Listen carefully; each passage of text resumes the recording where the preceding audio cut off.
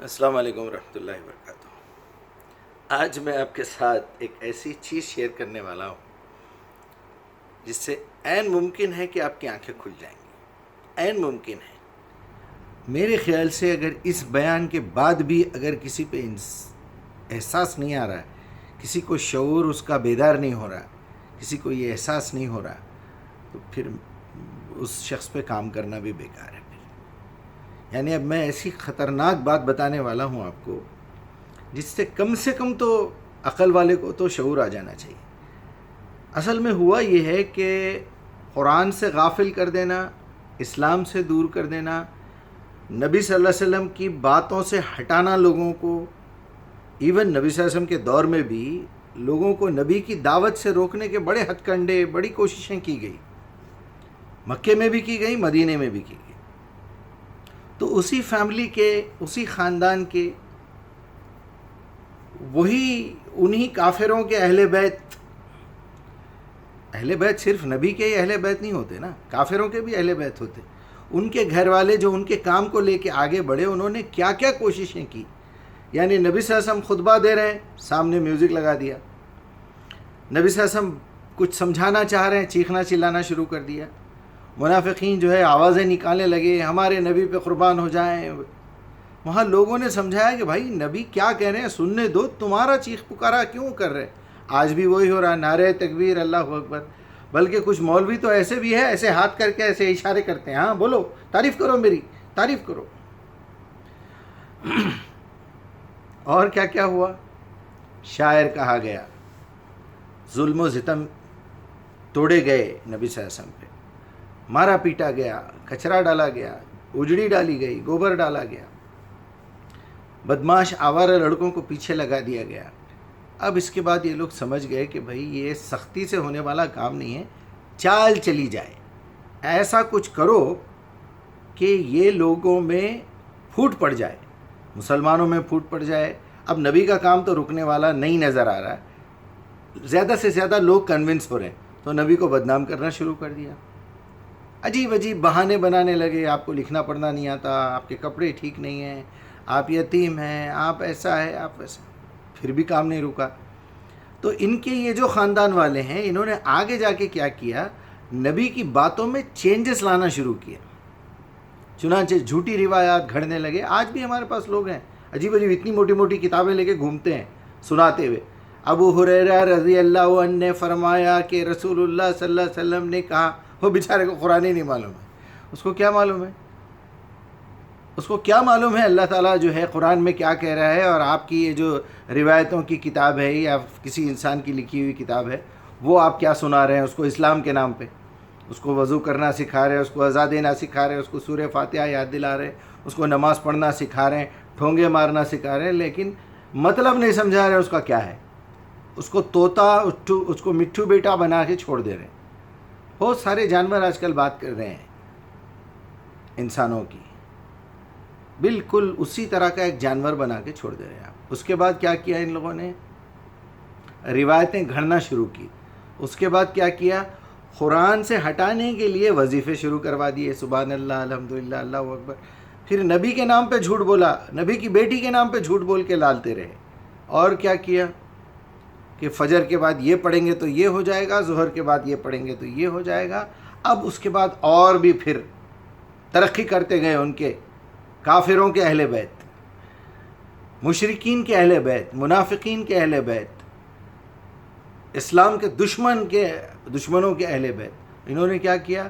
اہل الاہل، ان کی پشتوں نے کیا کیا، اور جو ان کے ماننے والے تھے انہوں نے یہ کیا کہ ٹوپی کی اہمیت بڑھا دی، کہ رسول کی کاپی کرو، رسول کے جیسے دکھو، داڑھی ایسی ہونا چاہیے، شملہ ایسا ہونا چاہیے، ڈنڈا ایسا ہاتھ میں ہونا چاہیے، اس طرح کے کپڑے رسول اللہ پہنتے تھے۔ آج بھی آپ پاکستانی ویڈیو تو بہت بناتے ہیں اس طرح کے، یہاں سے رسول اللہ صلی اللہ علیہ وسلم گزرے تھے، یہ وہ چکی ہے جس میں بی بی فاطمہ گیہوں پیستی تھی، اور یہ وہ مقام ہے جہاں یہ کہاں سے آئے بھائی؟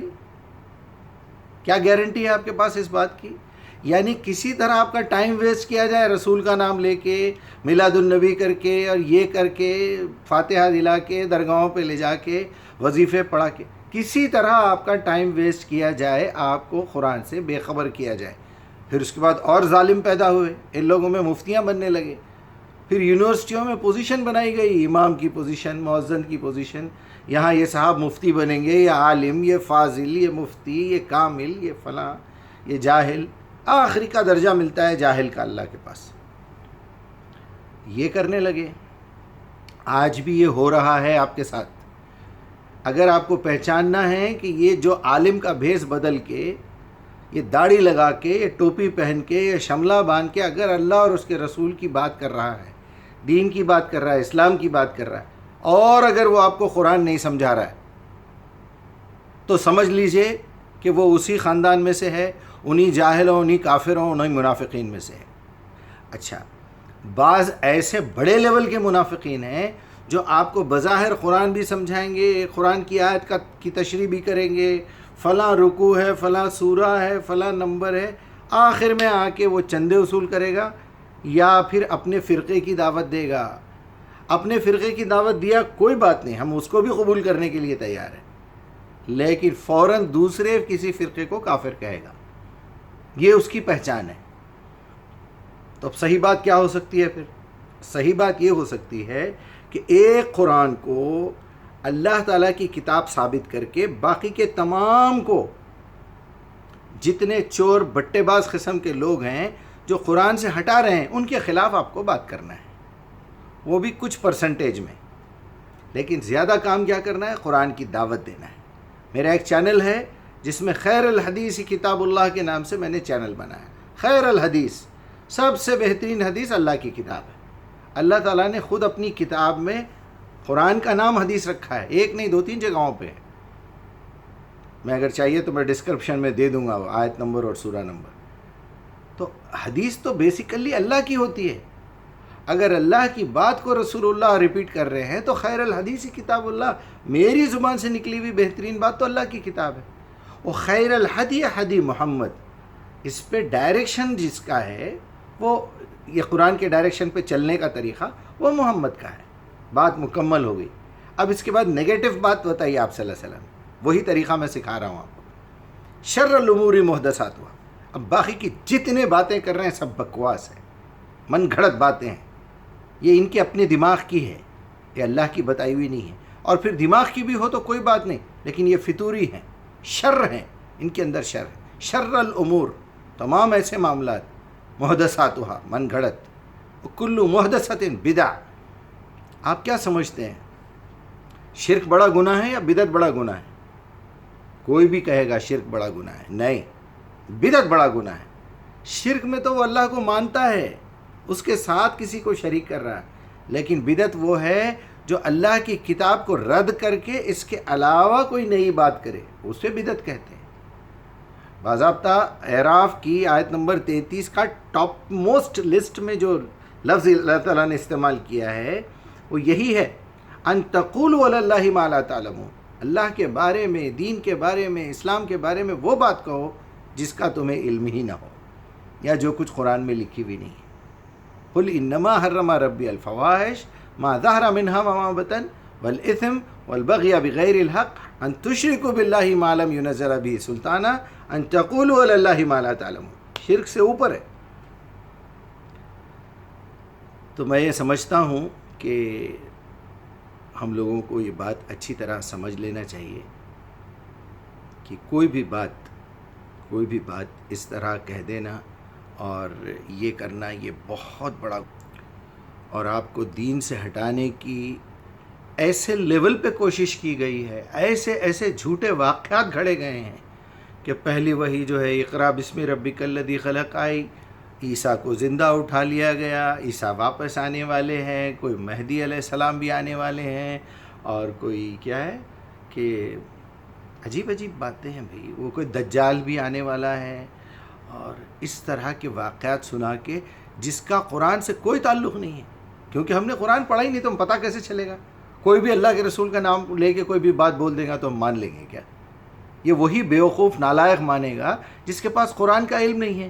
اچھا اگر ہے تو اپنی عقل استعمال کرنے کی صلاحیت نہیں ہے، کمپیریزن کی صلاحیت نہیں ہے، قرآن کو بھی جی مان لیتا انہیں، کوئی بھی آئیں بائیں شائیں سنا دے، اپنے پاس کمپیریزن کی تمیز تو ہے نہیں، عقل تو ہے نہیں، وہ تقابل کر کے یہ دیکھے، جس کے بارے میں اللہ سبحانہ وتعالیٰ یہ کہہ رہا ہے کہ الذین اذا ذکروا بآیات ربہم، ایسے میرے بندے تو ایسے ہوتے ہیں جن کو اللہ کی آیات سنا کے جب نصیحت کی جاتی ہے، جب دعوت دی جاتی ہے، لم یخروا علیہا صم و عمیانا، وہ گونگے اور بہرے بن کر اس کو قبول نہیں کر لیتے، اپنی عقل استعمال کرتے ہیں۔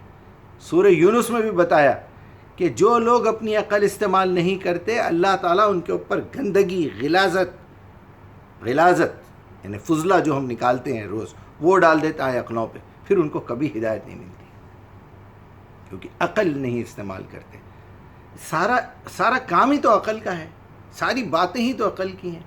آپ کو اپنی عقل کی بنیاد پہ ہی تو حساب دینا ہے۔ لا یکلف اللہ نفسا الا وسعها لہا ما کسبت وعلیہا ما اکتسبت۔